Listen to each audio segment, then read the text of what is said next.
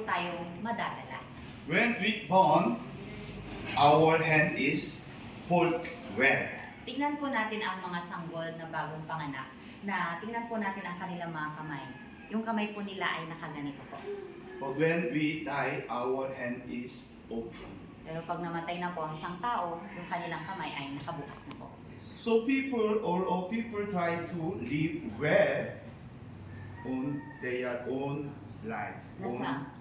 hope. So habang nabubuhay po tayo, ang mga tao ay pinipilit po nating mamuhay ng pansarili po natin, ng pansarili po nating pag-asa. May mga pinangahawakan po tayo. But when our life is finished, their hand is open, and we know cannot bring anything. At pag tayo namatay na, ang ating mga kamay ay nakabukas na. Ibig sabihin po nun na pag tayo namatay, wala po tayong madadala. Our own hope cannot hold. Dahil yung sarili po nating minimithi ng pag-asa, hindi po natin ito mahahawakan pag tayo po nawala na. Finally, out on our hand. Ito po'y maaalis sa ating mga kamay. So our final is waiting two kind of things. Dahil pag tayo po ay namatay na, mayroon lamang pong dalawang pagbibilang. Sige po, pwede po kayong mo po. Pwede po kayong mapapit. First is judgment. Dahil dalawa lamang po ang pipiliin po natin pag tayo po ay namatay na, pwede po tayong hatulan. First is judgment, and other is salvation. At ang isa po na makakamit po natin ay ang kaligtasan.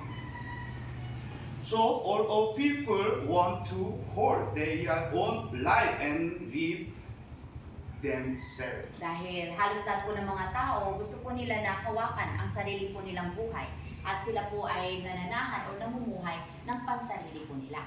For fear and hiding their afraid. Para mapuno at itago ang mga takot na nararamdaman po nila.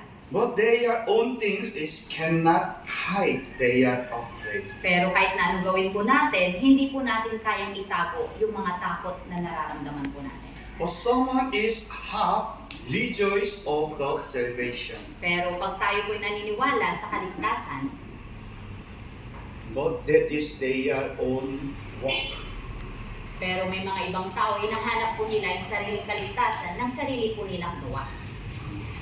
When God love is come to them, their salvation is in their life.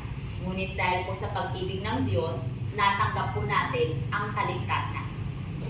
And that His salvation remove their judgment. At yung natanggap po nating kaligtasan, hindi na po